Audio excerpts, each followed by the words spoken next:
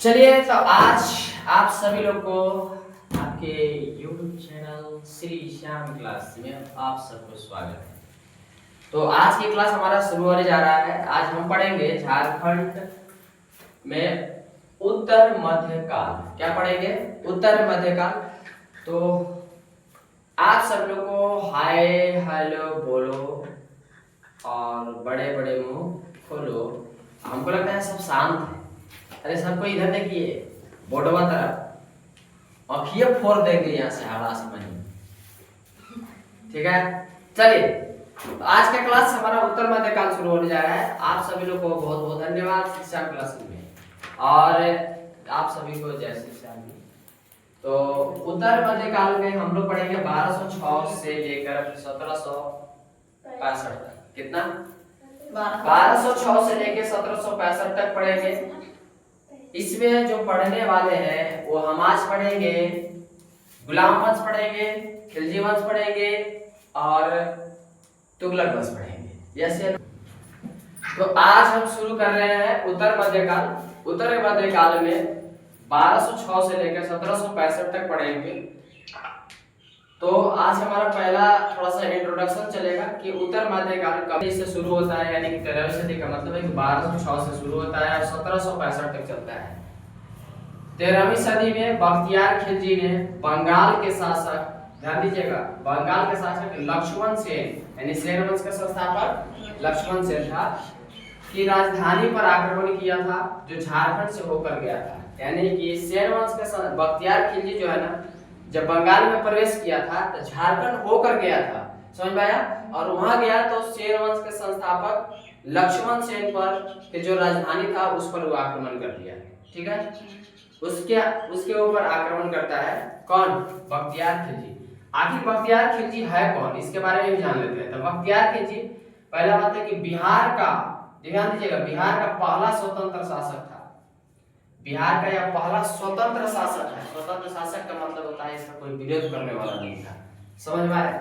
पहला स्वतंत्र शासक था जो अपने राज्य पर जब मतलब काम कर रहा था तो इस वक्त का कोई विरोध नहीं कर रहा था।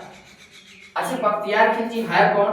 तो बख्तियार खिलजी जो है, ध्यान दीजिएगा, ऐबक का यह सेनापति है। कुतुबुद्दीन ऐबक, जो गुलाम वंश का संस्थापक कुतुबुद्दीन ऐबक था। ठीक है, मोहम्मद गोरी का एक गुलाम था। देखिए, गुलाम का मतलब होता है दामाद। क्या होता है? दामाद। गुलाम का मतलब दामाद। तो हम लोग जो भी हैं, हम लोग भी गुलाम हैं, है ना? हाँ, सोच रहे हैं क्या गुलाम है। अब आप लोग के भी ब्याह शादी हो जाएगा, अब तो हुआ है तो समझिए कि होगा, तो समझिए गुलामे बन के आएंगे, है ना? नहीं कहते हैं खरीद के लाए। वाह, खैर कोई बात नहीं, दिन आपका है इसलिए बड़प्पन होगा। यह ऐबक का सेनापति था। गुलाम वंश के बारे में आगे लिखा है, हमारे टॉपिक पढ़ेंगे वह गुलाम वंश। गुलाम वंश यानी कि बलबन और कुतुबुद्दीन ऐबक, यानी कुतुबुद्दीन ऐबक और बलबन के समय में झारखंड इसके प्रभाव में नहीं था। यानी झारखंड जो है, ये दोनों जब गुलाम वंश का समय चल रहा था तो इल्तुतमिश और बलबन का कोई प्रभाव झारखंड के ऊपर नहीं था, समझ में? झारखंड के ऊपर बलबन का कोई प्रभाव नहीं था। आगे लिखा, झारखंड का शक्तिशाली शासक हरिकर्ण था। झारखंड का सबसे शक्तिशाली शासक कौन था? हरिकर्ण। किसके समय में? गुलाम वंश के समय। उस समय इल्तुतमिश और बलबन का शासनकाल चल रहा था गुलाम वंश में। उसी के समय में झारखंड का सबसे शक्तिशाली शासक था वो हरिकर्ण था। कौन था? हरिकर्ण। हरिकर्ण प्रभावशाली के साथ साथ शक्तिशाली शासक भी रहा करता था। ध्यान रखिएगा, इस शक्तिशाली शासक होने के कारण ये जो बलबन और इल्तुतमिश इतना बड़ा महान शासक नहीं थे जिसके चलते इनका जो है ना, इनके ऊपर प्रभाव दिखा सकता था। इसी कारण से झारखंड इस समय स्वतंत्र था। क्या था? स्वतंत्र था। झारखंड के ऊपर कोई प्रभाव नहीं था। अगला आता है अलाउद्दीन खिलजी। खिलजी वंश के संस्थापक जलालुद्दीन खिलजी था, और ये अलाउद्दीन खिलजी है चाचा भतीजा का रिश्ता था।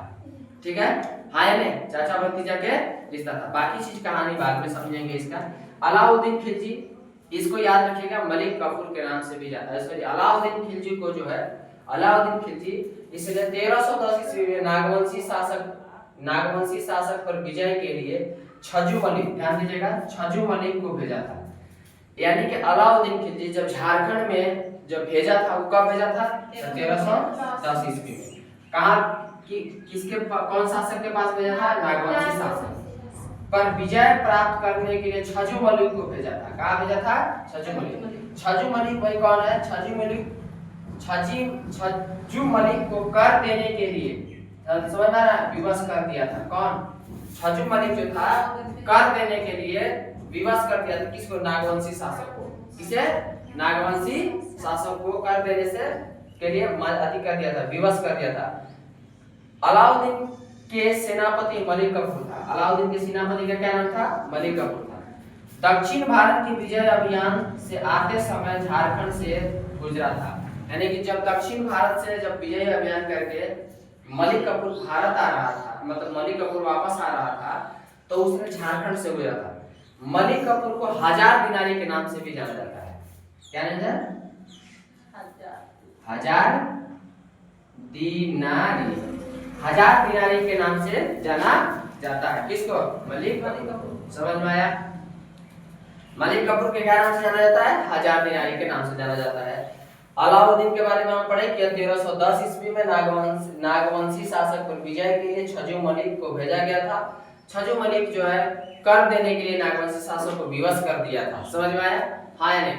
अब आप लोग को कंफ्यूजन ही आने कुछ नहीं होना चाहिए। क्या नहीं होना चाहिए? कि नागवंशी शासक वह कौन था। बाद में हम इसको आपको बताएंगे कि नागवंशी शासक कौन था। अभी थोड़ा सा हम लोग को इसको शॉर्ट में पढ़ना है। हम इन लोग का डिटेल्स जब पढ़ने चलेंगे, एक एक व्यक्ति का एक एक पार्ट्स पढ़ेंगे। नागवंश सभी वंश जब पढ़ना शुरू करेंगे तो वहां आपको पता चल जाएगा कि किस वंश, मतलब किसने जो है ना सबसे कर देने के लिए किसको विवश किया था। उसके बाद आता है अलाउद्दीन। क्या होता है? अलाउद्दीन खिलजी। जो यहाँ अलाउद्दीन खिलजी पढ़े वही अलाउद्दीन यहाँ पे पढ़ना है। समझ में आ रहा है? वही अलाउद्दीन है। अलाउद्दीन की अधीनता स्वीकार नागवंशी राजा बेनुकर्ण ने किया था। कौन किया था? बेनुकर्ण। नागवंशी राजा बेनुकर्ण जो था, अलाउद्दीन खिलजी की अधीनता स्वीकार कर लिया था। अधीनता स्वीकार करने का मतलब ये होता है कि जो अलाउद्दीन खिलजी ने प्रस्ताव दिया, किसको? बेनुकर्ण को। समझ आ रहा है? जो प्रस्ताव दिया, भैया कर आपको इतना देना होगा, हमारे अनुसार आपको चलना होगा, आपको ये काम करना होगा, आपको ये काम करना होगा। बेनुकर्ण ने उनकी सारी बातों को क्या कर लिया? स्वीकार कर लिया। क्या कर लिया? स्वीकार कर लिया। समझ में आ रहा है कि यार? देखिए कारण ये था कि देखिए पहले के जो ये अलाउद्दीन खिलजी जितने मुस्लिम शासक हुआ करते थे, वो सभी कोई जो है दया याचिका पर मतलब उनका कोई निगाहें नहीं होती थी। उनको कोई दया याचिका से मतलब नहीं रहता था। समझ में आ रहा है? उनका सबसे बड़ा मतलब रहता था वो कुछ नहीं करते थे, सिर्फ मार काट के अलावा उनके पास कोई ऑप्शन नहीं रहता था। मार काट के अलावा वो कुछ नहीं चाहते थे। समझ में आया? और दूसरी बात ये थी कि अगर आपके राज्य में, अगर आप ही के अगर राजस्थान में आकर अगर वो कब्जा कर रहे हैं, तो उसका सबसे बड़ा कारण है आपके क्षेत्रीय कोई लोग हैं। घर के भेदी लंका ढाए, नाम सुने होंगे। तो घर के भेदी लंका ढाए मतलब होता है कि घर में घुसेगा, लेकिन वो आपके घर में किसी को फोड़ेगा, तो उसी से आपका लंका ढाने का काम करेगा। राइट? हाय रे। तो ये अलाउद्दीन खिलजी जो था कि अधीनता स्वीकार नागवंशी शासक बेनुकर्ण ने किया था। ये बहुत बढ़िया है, याद रखिएगा। पूछे जाएगा कि अलाउद्दीन खिलजी का अधीनता स्वीकार किसने किया था, तब कहिएगा कि बेनुकर्ण ने किया था। अगला हमारा टॉपिक आता है एमबीटी। मोहम्मद बिन तुगलक इसको बोला जाता है, शॉर्ट में एमबीटी बोला जाता है। एमबीटी समझ आया? मोहम्मद बिन तुगलक, तुगलक वंश के संस्थापक मोहम्मद बिन तुगलक था। ठीक है? इसके बाद भी और भी शासक हुए। एफएसटी फिरोज शाह तुगलक अपने आप में एक महान था। एमबीटी अपने आप में महान था। इसने सांकेतिक मुद्रा चलाया। सांकेतिक मतलब होता है संकेत के आधार पे चलाया। मुद्रा चलाया मतलब सिक्का चलाया। समझ में आ रहा है? सांकेतिक मुद्रा चलाया। इसे रक्त पिपासु भी कहा जाता है। रक्त पिपासु का मतलब होता है अगर तनिक भी अगर और नाप तौल में अगर कुछ गड़बड़ कर देते ना, तो सीधे जो है ना उतना ही आपका मांस निकाल के रख लेता था। समझ में आ रहा है? तो ये मोहम्मद बिन तुगलक जो है, यह तुगलक वंश का संस्थापक था, यानी तुगलक वंश का शासक था। इसे रक्त पिपासु के नाम से जाना जाता है। इसने सांकेतिक मुद्रा चलाया था। क्या चलाया था? सांकेतिक मुद्रा चलाया। सांकेतिक मुद्रा का मतलब होता है पहचान वाला। संकेत लिखा रहेगा, हम जैसे ऐसे कर दिए तो इसका मतलब क्या हुआ? 2 रुपये। ऐसे कर दिए तो इसका मतलब 1 रुपये। अब ऐसे कर दिया था 4 रुपये। ये संकेत हो गया ना। 4 लिखा हुआ नहीं रहता था, लाइन दे देता 4।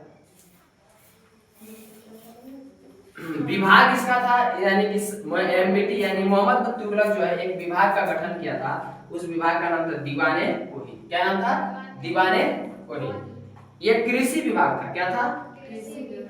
यह कृषि विभाग था। विभाग यह क्या था? कृषि विभाग था। सेनापति कहने का मतलब है कि एमबीटी के सेनापति का नाम था मलिक बयान। क्या नाम था? मलिक बयान। मलिक। एमबीटी के सेनापति का क्या नाम था? एमबीटी के सेनापति का क्या नाम था? मलिक बयान। एमबीटी के सेनापति का नाम था मलिक बयान। इसने हजारीबाग के 50, ध्यान दीजिएगा, हजारीबाग के 50 किलो को क्या कर दिया था? जीत लिया था। हजारीबाग में 50 किला था, उसको क्या कर दिया था? जीत लिया था। समझ में आया? हाँ या नहीं? इसने छज्जू मलिक को छज्जुद्दीन मुल्क यानी कि छज्जुद्दीन मुल्क को सतगांव यानी कि सतगांव जो कोडरमा में पड़ता है, छज्जू मुल्क को सतगांव कोडरमा में जो पड़ता है का शासक नियुक्त किया गया। समझ में आ रहा है? का शासक नियुक्त किया गया। इससे छज्जू मलिक को सतगांव यानी कोडरमा का शासक नियुक्त किया गया। इसके समय में झारखंड का शासक हरिकर्ण था। झारखंड के शासक के क्या नाम था? हरिकर्ण। क्या नाम था? इसी के समय यानी जब यानी एमबीटी के समय के शासन काल का जो शासक था झारखंड में, उसका नाम क्या था? हरिकर्ण। क्या नाम था? हरिकर्ण नाम था। क्या नाम था? हरिकर्ण। ध्यान रखिएगा, इसी के मतलब जब छज्जू मलिक जो सतगांव यानी कोडरमा के शासक नियुक्त किया गया, यानी कि जब यहाँ पे जो है एमबीटी जब अधिकार कर लिया था तो वहाँ का नियुक्त इसी अधिकारी को कर दिया जाता था। इसके समय में झारखंड का शासक जो था हरिकर्ण था। कौन था? हरिकर्ण। समझ में आ गया कि नहीं आया? तो आप सभी लोग को एक और आंसर देना है कि क्या आपको कमेंट में बताइएगा कि अलाउद्दीन का दूसरा नाम क्या नाम था? अलाउद्दीन खिलजी का दूसरा नाम क्या था? तो चलिए आज हमारी क्लास इस पर यहीं पे समाप्त होता है। तब तक के लिए आप सभी लोग को जय हिंद।